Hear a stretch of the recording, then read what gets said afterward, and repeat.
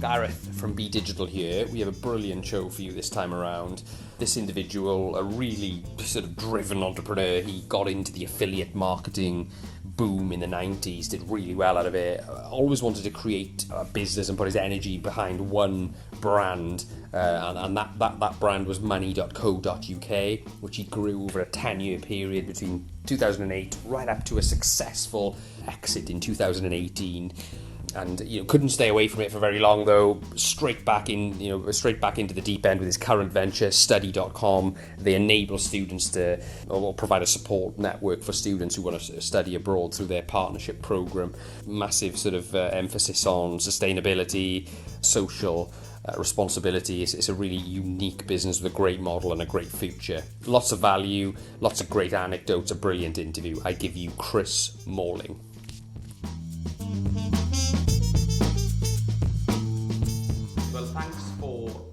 Chris, much appreciated. My pleasure. We've driven down here to Cirencester to meet you in your new offices. You've been here, 3 weeks? 3 months. 3 months, excuse me. You couldn't guess that from the decor, but yes, 3 months. Right in the middle of Cirencester, which is a lovely little town, by the way. I don't think I've been here for a long time. And you've obviously set up a really exciting new enterprise, which we'll come on to in due course. But first of all, I think it would be great to find out a little bit more about Chris and the journey you've been on to this point, because I know you've had a very colourful and successful lead up to setting up this venture. Mm-hmm. So maybe in the first instance, if you just tell us a little bit about your initial journey from point of leaving education up to setting up money.co.uk. Sure, yeah, no problem at all. So I studied electronics at Manchester University. Very quickly realised that was far too difficult, so I went into computing, and that was my career basically for 9 years. I was an engineer, although we didn't call them engineers back then, and worked for several different companies, Capgemini, Oracle, an insurance software house. And the kicker for starting up my own business in what was 99 was I was running a training course in Budapest for Oracle, because they ran all their courses out there, because back then it was tax efficient. And part of that process, I had to learn all the different languages before I taught them. And in order to do that, I had to learn how to create websites.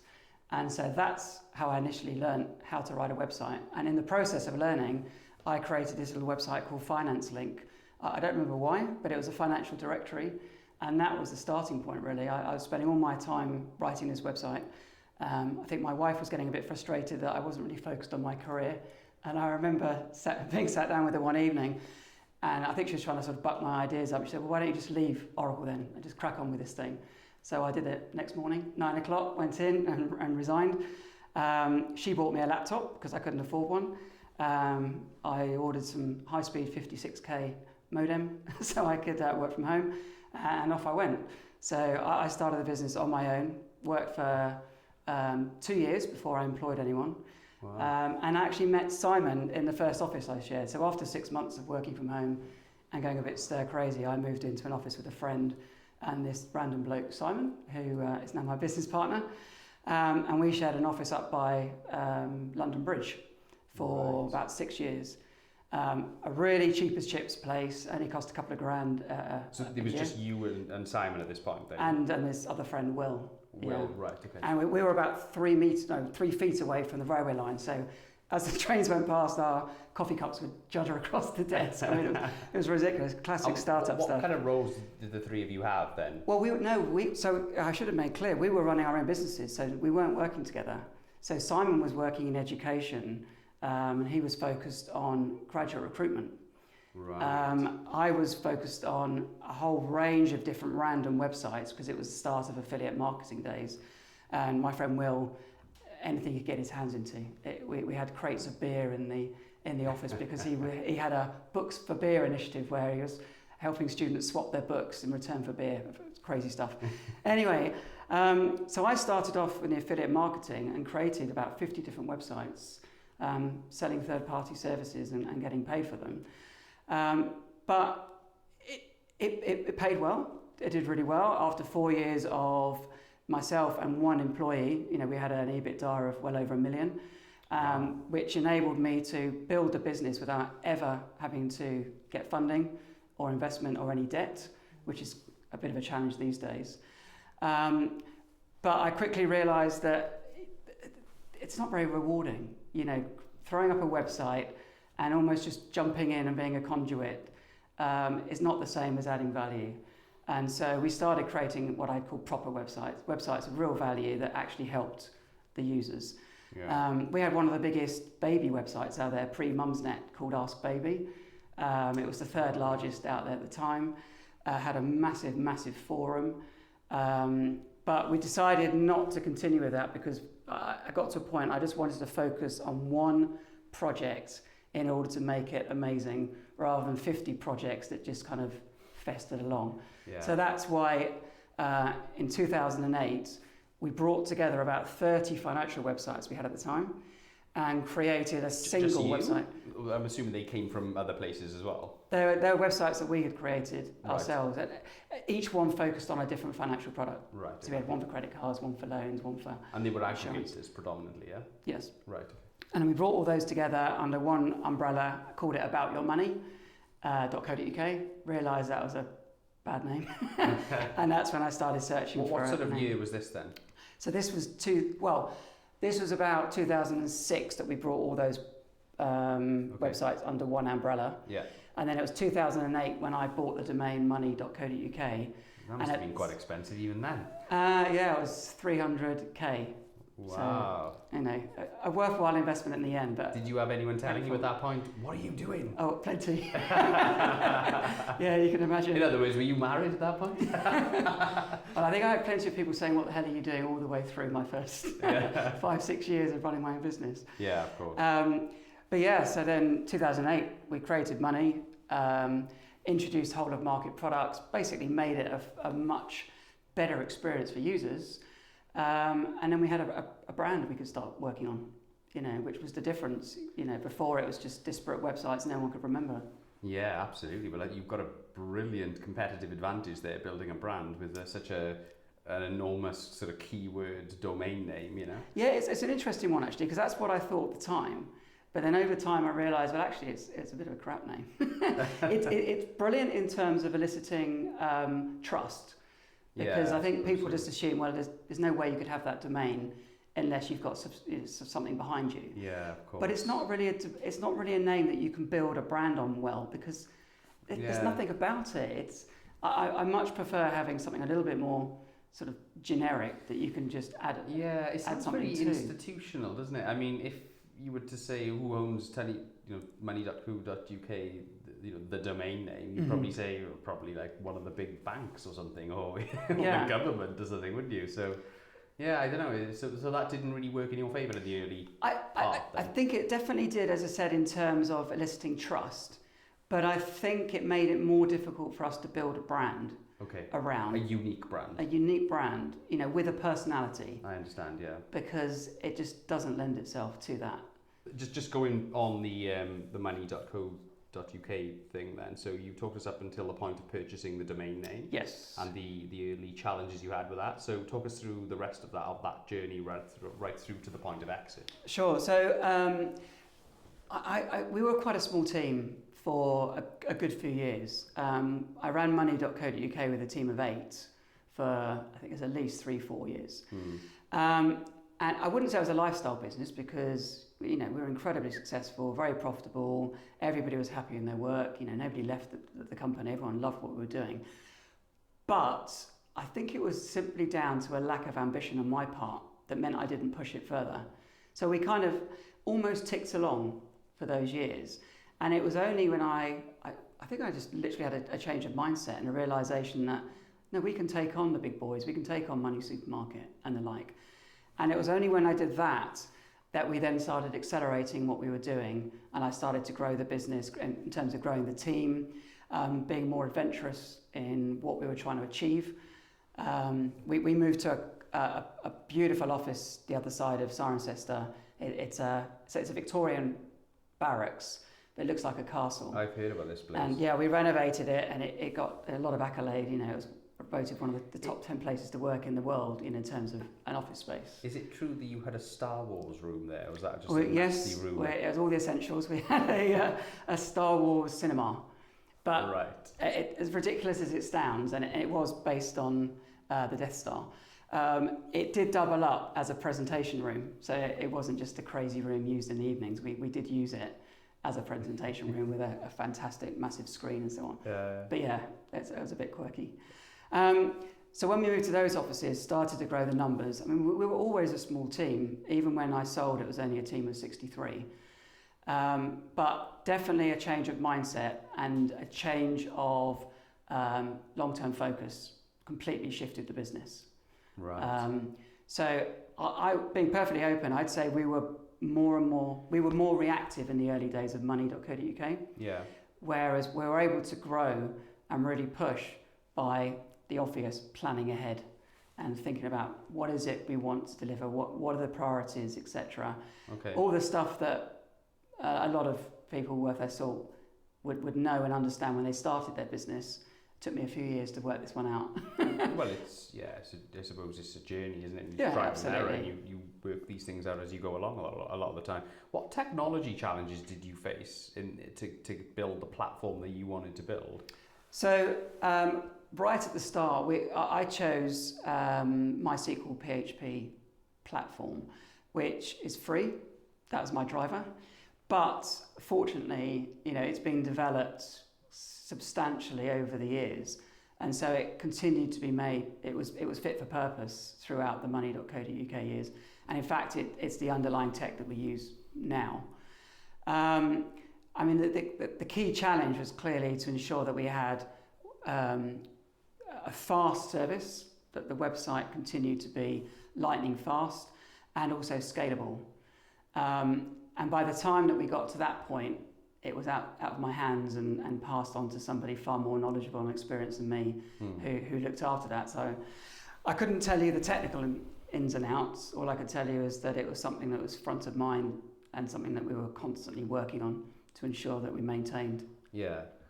What about regulatory challenges? Because you were in the midst of a lot of stuff going on in the background with responsible lending and all this kind of business. A lot of financial services companies were getting hit hard around the time that you were trying to scale this. Yes. What sort of affected that? How about you? Yeah. So there were a considerable number of changes in terms of regulation. I mean, GDPR being one that affects not just financial industry, although perhaps more than some. But also, yes, within the debt industry, I mean, payday loans is one that springs to mind. And we had to make on a business front, we had to make quite a serious decision. Do we want to compare payday loans, or do we feel that this is not going to help our customers ultimately? We made the decision that at the end of the day, consumers are looking for payday loans, and that's proven just by looking at the stats and the searches on Google. So they are going to be finding something when they make those searches. So do we want to be in the mix and guiding them in the right direction, telling them the better alternatives, but if they're convinced that's what they want, at least allowing them to compare and find the best of what's available, even if it is within a bucket of products that are not ideal. And that's a decision we ultimately made. We made it very clear at the top of all our payday loan comparisons. These are not great, and I'm paraphrasing, but these are not great. You should try and seek anything else if you possibly can. Here are links to other resources, but if you really want one, this is what the market is offering. Yeah, it's a big topic, isn't it, for aggregate? How much responsibility do aggregators have?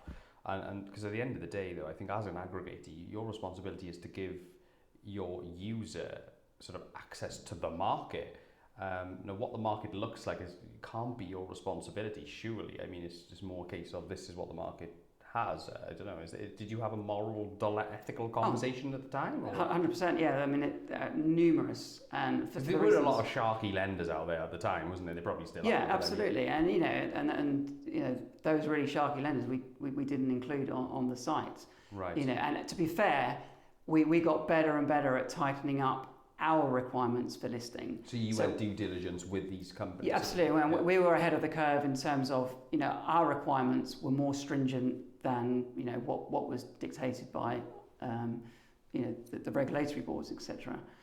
But yeah, no, it was an ongoing conversation. Yeah. As I explained, those are the reasons why we continue to promote them. But we also got quite heavily involved with giving our feedback to the government and so on what we felt was important. Things such as being transparent on charges and pricing, etc., because they were hidden. Small print. Completely, and that's what we were trying to surface. Yeah. Take one of these out, be aware of this and this. Yeah. If you don't pay back within 30 days, you're going to be stung for this. Right, so make people aware. Right, okay, so you went out of your way to try and highlight this stuff when your users were going through your platform. Yeah, 100%. Okay. Yeah. Oh, brilliant. Culture then, in terms of what, the whole thing with money.co.uk, well, what kind of culture did you build there? What did you set out to build and what did you end up with? I wanted to build a place where people wanted to work. And I think we achieved that. When you run a business, it's your baby and it's everything to you. And it's very, very easy, I think, to get wrapped up in this notion that it's just as important to everybody else in the business. Mm.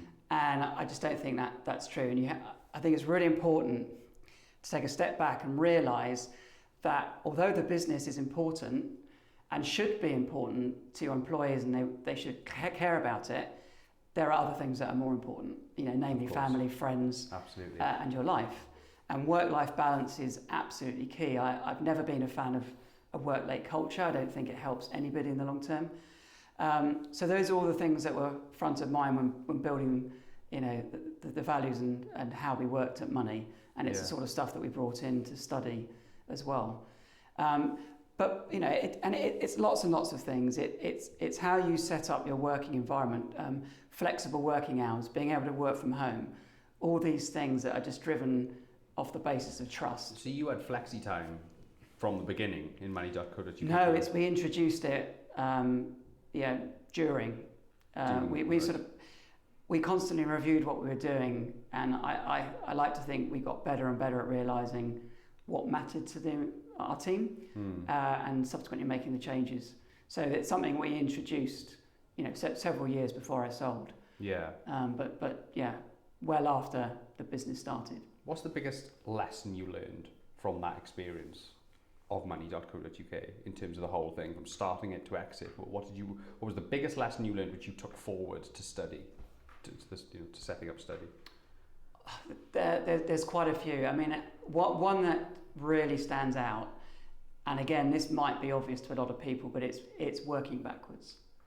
So, as I mean, like reverse engineering things? No. So what I mean is, I mentioned before that when I started out, very reactive. It was almost, what shall I do today? Oh, that's nice and shiny. I'll do that.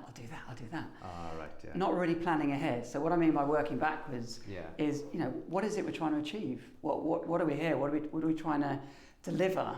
Right now we have a 3-year plan. I don't go beyond that because I think things change. And you'll almost be wasting your time. So we have a 3-year plan and then work backwards from that. That's what we want to achieve within 3 years. Yeah. What does that mean for this year? Okay, what does that mean for this quarter? Okay, teams, what does that mean for you within your teams? What do you need to deliver in that quarter to deliver for the business? And so everything's about working backwards. And that way you know that everything you do across the whole business is a stepping stone to achieving your 3-year goal as a business. Yes. And it keeps everybody tightly focused on the right stuff and everybody understands their priorities. Right. And that's probably the biggest change now from when I started Money. How detailed do you get with that plan? You know what I mean? Do you literally plan anything down? Do you fine tune it to the it's a good question. We use OKRs, which is a framework that I believe is used by Google and a lot of other businesses. Objectives and key results. So we define what we want to achieve by the end of the year and in each quarter. How that is achieved is down to the individual teams and the individuals within those teams. Yeah. So for example, we might say, we want to have 1,000 universities on the website by the end of the year, which is one of our objectives. And then that is then broken down at the relevant point when you start working on it. So we never look more than a quarter ahead in terms of how we're going to deliver. but we understand what it is we're going to deliver well in advance. If that makes sense? Yeah, no, I understand. So it's kind of like the Stephen Covey start with the end in mind sort of premise, isn't it? Exactly, it's just a slightly different framework, yes. So just going back onto the chronology then, so obviously you exited, and then there was a little bit of time before you set up your current venture. Talk us through the immediate aftermath of the exit and what you did in between. Sure, yeah, so there wasn't really an in-between in the end. So yes, I sold in 2018, and I was quite lucky. There was just a 1 year earn-out clause that I had to continue working as director. So during that period, that's when I had discussions and chats with my friend Simon, because I was a small shareholder in his previous business. So just to be clear, Simon Andrews is the co-founder of Studee? Yes, absolutely, yeah. yes. Okay. He's my business partner now. So, I mean, I had that decision to make. What do I do next? Do I start something fresh and new? Do I become an angel investor? Do I take some time out? Do I get really good at golf? None of those things really appealed. And it was when I had a conversation with Simon, it was like a light bulb moment, because I just thought it was so exciting. Yeah, so he almost made the decision easy for me, in that he told me about what he was doing, and I just instantly realised where we could take it. And so it was literally within a matter of weeks of a conversation, we went from, Simon went from, this is what I'm doing, to, right, we're going to make this happen, we're going to work together, and we're going to create something amazing, and this is the direction we're going to take it in. Right. And that happened during my earn-out time. So I had lots of chats with Simon during that period.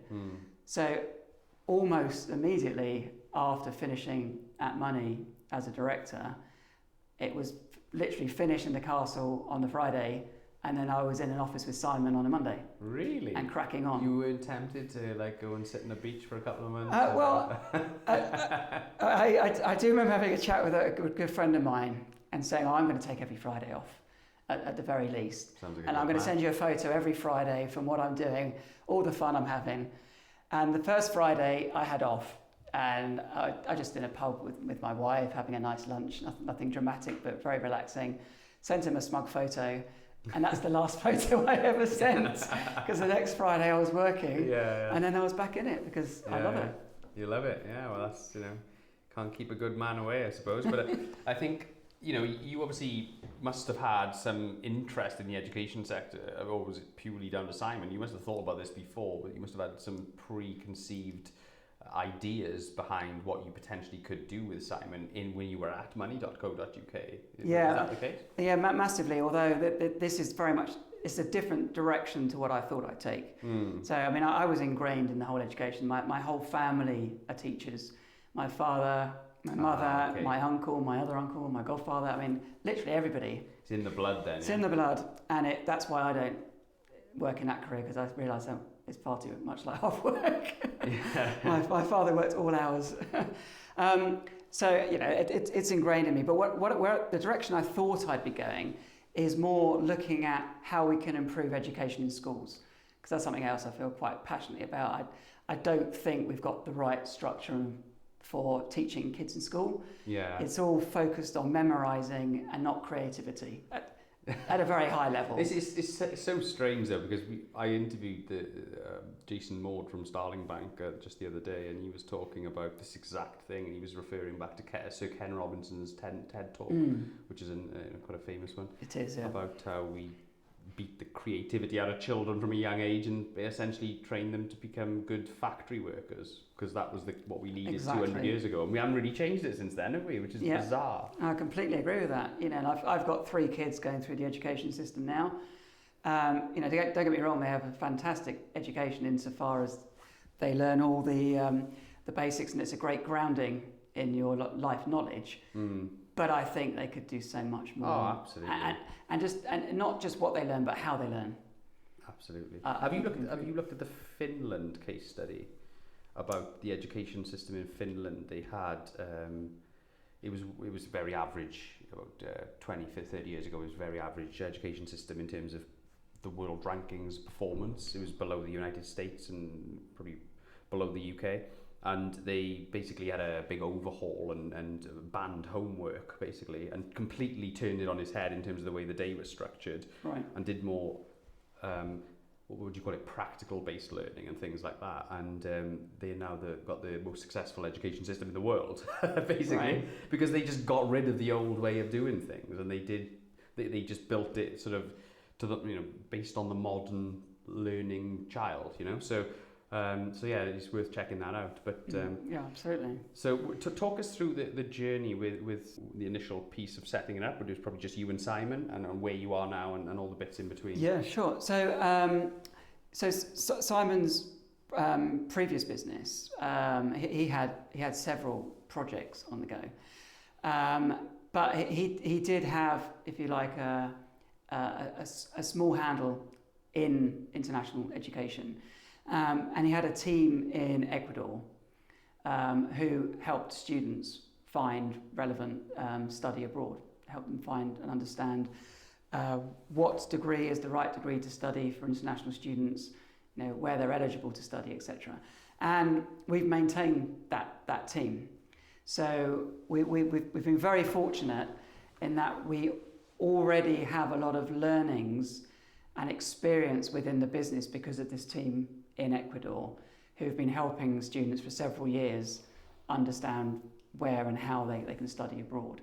And what we've done in the UK is build up an operations team in Cirencester to effectively help drive more students.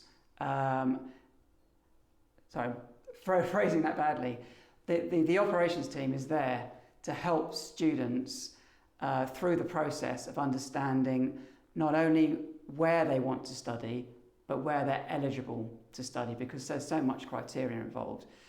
Your qualifications, your funding available, your lifestyle choices, what do you want to do when you're actually living in the country, perhaps distance, etc., etc. And what about language is surely a big one as well, isn't it? Yeah, I mean, we only deal with language degrees taught in English. Oh, okay. But yes, I mean, it's a factor. Do they want to learn a foreign language, etc.? So one of the big things or problems that we're trying to solve is helping students quickly understand how the process works, what and where they're eligible to study, and then what the next steps are. And so what we're focusing on now over the next year are innovative ways in helping students work that out. There's lots. We do have competitors, obviously, who are in this space. They're all approaching it from a slightly different angle. What we're going to be doing is something rather different. By the end of this quarter, we'll be launching a solution which is very much first to market, and it's a new way for students to understand what programs are most relevant for them, and going beyond that and helping them understand which programs might have been slightly out of their current focus but might still be relevant. So, I mean, little things like, I want to study in Australia. Why do you want to study there? Well, because of the lifestyle, blah, blah, blah. Well, there are other countries who have quite a similar lifestyle. Why don't you consider these? And that's just one example. And there are so many, and when you multiply them up, it gets quite overwhelming. So what you need is a way to convey that information to users in a really, really simple format so they can understand what matches well, what doesn't match so well. And that's our key focus over the next couple of months. So just to give you an example. No, that's great. And believe it or not, it's an unusual one. Yeah, I was going to say, is there anybody else doing something like this? No, we haven't got any competitors who have a large team who are helping students internationally over the phone as well as through an online process. Yeah, because there is another element to your business as well, or another element to your brand, which is your corporate social responsibility strategy. And also you've got a goal to plant 1 million trees, haven't you? Which sounds really ambitious but exciting. Can you talk us through that? Yeah, absolutely, yeah. No, really exciting. So clearly we're passionate about international education, but in our discussions over the past year, we've always touched on this elephant in the room. It's a wonderful thing, but geez, look at the carbon footprint of international travel for students.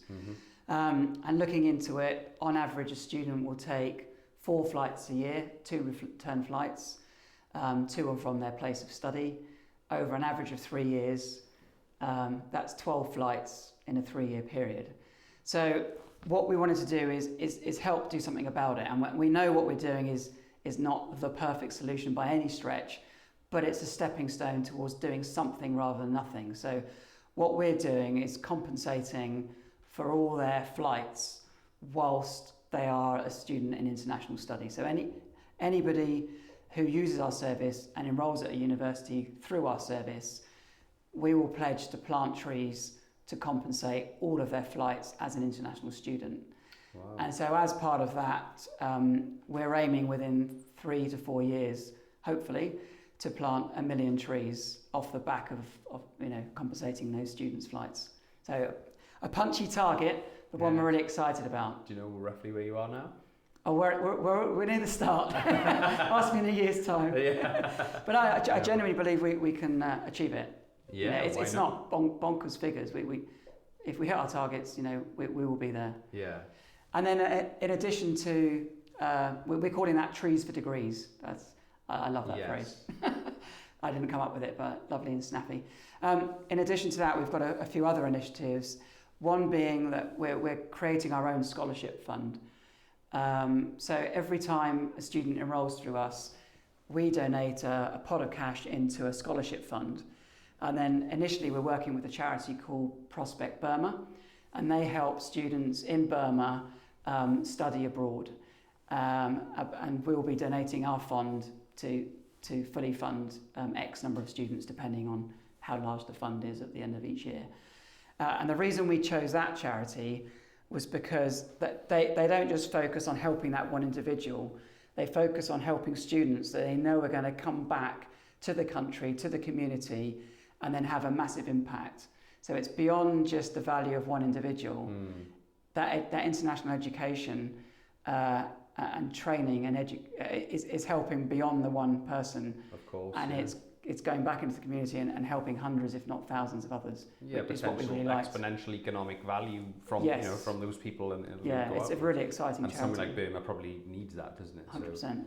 So let's talk about the technology you've implemented and put in place then in order for you to scale this. Mm-hmm. What kind of technologies are you using and what technology challenges have you faced and how did you overcome them? Yeah, well, I'd say the technology we're putting in place, because I wouldn't say we're there yet. It's very much a work in progress. Mm-hmm. The ins and outs of the technology we're using, I'm probably not the best person to talk about the actual specifics. But the biggest challenge we face is scalability. I mean, if we're going to have even 1,000 universities on the website, which we aim to have within a year, that's over 100,000 programs. Scale that up to 10,000 universities, and you've got a large number of programs, and a lot of data surrounding that. All the modules, throw into the mix details about the universities, the students, etc. We're playing with a vast amount of information. So making sure that the site is scalable is absolutely key, because it doesn't just have to be a fast website. It needs to be fast on the back end, so that when students log into their accounts and make changes, as do our advisors, that stuff is reflected across the board. And I know we don't have anywhere near the same challenges as the likes of Facebook, but you can't just throw up an AWS instance. You've got to really plan and think about this sort of stuff and where the issues are, what's going on. Yeah, make the necessary changes in real time. I think exactly. That's the thing, isn't it? So just wanted to finish off on the future part in terms of like where you see yourself going and stuff. What I'm really keen to get a handle on is your bigger purpose. Okay, so beyond the 3-year plan, what would you like the legacy of the business to be, and how would you like it to change the higher education situation in the UK? We want international education to be accessible to as many people as possible. And we believe that the part we're playing in that is to make it as easy as possible to both understand how the process works, but then also make the process as simple as possible. So I think we have a part to play in making more and more people aware of the opportunities of international education. And we also have a part to play in actually making it simple as possible so people don't get scared off. I mean, this industry is so exciting from a technical perspective because it's so screwed. It's so screwed in terms of everybody is using different standards and processes. You go to every single university has got a different way of presenting data. They've got different ways of applying. Use this common form, use our form, use this PDF, apply through this third party. Yeah. Nothing's unified. Processes for applying for visas are complex. They all vary. The holy grail is to try and create a common standard across the globe so people can understand what it is they need to do. And if they want to apply for 6 universities, they can follow the same process on our site for all 6, and then we do all the heavy lifting for them. And by doing that, it's going to make it ultimately more accessible for individuals. So the more people who have an easy route into international education, the better. That's all we're after. Certainly. Okay, so wanted to ask you then, Chris, you've obviously been a very successful entrepreneur. You've got an amazing new venture now. You've obviously been there and done it before with the previous organisation. What advice would you give to a young entrepreneur? I would probably step back to something I mentioned earlier in our chat, and that is work backwards. What is it? What problem are you trying to solve? That's your starting point. And then work backwards and understand what it is you need to put in place to make that a reality, and just make that stepping stones. It's a big task, but I don't think you need to create a 20-page business plan. There's some brilliant one-page business plans out there, and what they do is just make you think about all the different areas of consideration. Because I think one of the dangers, or one of the mistakes that a lot of us make, is that you go into product mode and you start thinking about the solution rather than thinking about the underlying problems. And you focus on the solution and the solution and the solution, and all that other stuff gets forgotten. And the stuff being, well, what team do I need? What skills do I need in the business? How am I going to fund it? How am I going to grow? How am I going to market it? How am I going to scale it? And a lot of these things often get fallen by the wayside, and we'll get to that. And it's all about what's the website going to do? What's the app going to do? And it's so much more than that, and you've got to look at the big picture. Yeah. And I think the other one is check in on yourself that you're enjoying what you're doing. Because it's so, and this doesn't just relate to starting up a business, this relates to any career. I think it's so easy to be in any role and you kind of tick along, especially if it's okay and you don't hate it, but you kind of just tick along and you're not learning anything new really. Yeah. It's easy, it's safe. But if you actually take a step back and think, am I really being challenged here? Yeah, what do I actually want out of my career? Is it going to help me actually get to where I want to be? I think probably 7, 8, 9 times out of 10, you'd kind of go, geez, I really shouldn't be sticking around doing this, or I should change direction. I think mediocrity is quite attractive to some people, isn't it? To most people probably. Yeah. Because there's not, you're not challenging yourself, you're not out of your comfort zone. It's a slippery slope, and once you're in there, it's difficult to get out of it, isn't it? It is. But I mean, even as an entrepreneur, and I would say generally an entrepreneur, will have a lot of drive, because that's a key ingredient, right? But even as an entrepreneur, it's easy, as the years progress within a business, to end up doing something that you don't really enjoy. And I can give you an example of where I ended up, and that was, as CEO, I became more of a CEO. And that sounds silly, but what I mean is I ended up doing less and less and then nothing in terms of involvement in the product. And I realised that's what I love. I really enjoy being involved in the product. And so I spent, a year, perhaps even 2 years at Money, where I wasn't involved in the product, and this was at the end, and enjoying it less.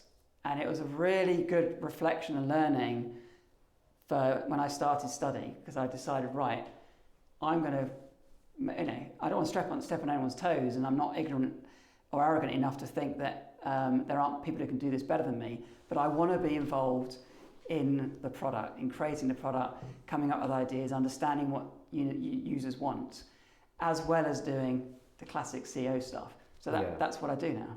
Yeah. And I think it's really important that you reflect on it. Yeah. Otherwise, you can end up just ticking along, and what's the point in doing something if you don't enjoy it?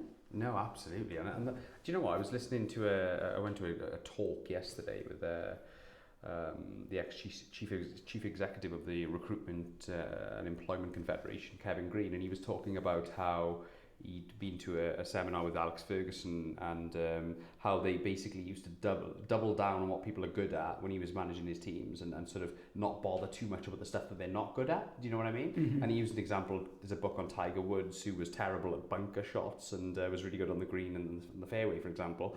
And he was working with his coach, practicing bunker shots all the time. Didn't really improve that much. So he worked with a new coach, and they flipped it on his head, and he just focused on what he was good at and left the bunker shots, for like 10% of the time.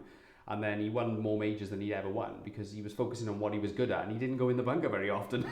Interesting. So just focus on what you're good at and double down on it, because you'll probably get better. Whereas the stuff you're not so good at, you may not get better because you're not really clearly not passionate. I've not heard that. Okay. I'll have to try and dig out the book he was talking about. There's a book about it, Upside Down Management or something it's called. But anyway, so let's finish on this one, because it's a good segue into my final question. What books or what book, or story or anecdote or TED Talk has inspired you, or as something that you've thought has been a really good lesson for you? Wow, yeah, I get through a lot of business books. I cheat, I listen to them. So I say I read a lot of books. I don't think that's cheating. That's how everyone consumes business books these days. Yeah, maybe. There's a couple that stick in my mind. One is Seth Godin, Purple Cow. I'm sure most of us have read it, but that has stuck with me through the years. Creating something that's remarkable is such a key message. I love it.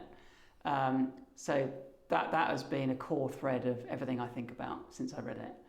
And another book that I absolutely loved reading / listening to and gave me unique insight is Predictably Irrational. I've heard of this one. Yeah. My God, it's just, John, it'll come back to me. I've completely forgotten the author's name. Perhaps you can look it up. But it's all about behavioural psychology. Why we do the weird things that we do, and how that links into marketing and so on. That is a wonderful book, massively insightful. Ariely, is that right? Oh. Ariely, excuse me. No, I was actually surname. I was actually looking for the Tiger Woods one. Ariely. No, I think it might be Dan Ariely, but I might have that wrong. Is the name of the author, is it? Okay. But Predictably Irrational, it's a wonderful book. I've heard of that book. I think it was recommended by a management consultant who I went for a talk with, but I never got it. It's one of those ones I wrote down but never got round to reading it. But I'll have to check that out for sure.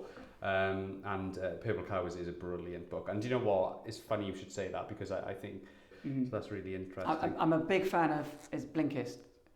And as a shortcut for them working out which books to dive into. Yeah, because he's signed up with them now and does little anecdotes every day, doesn't he? So right. He's obviously got shares in Blinkist then.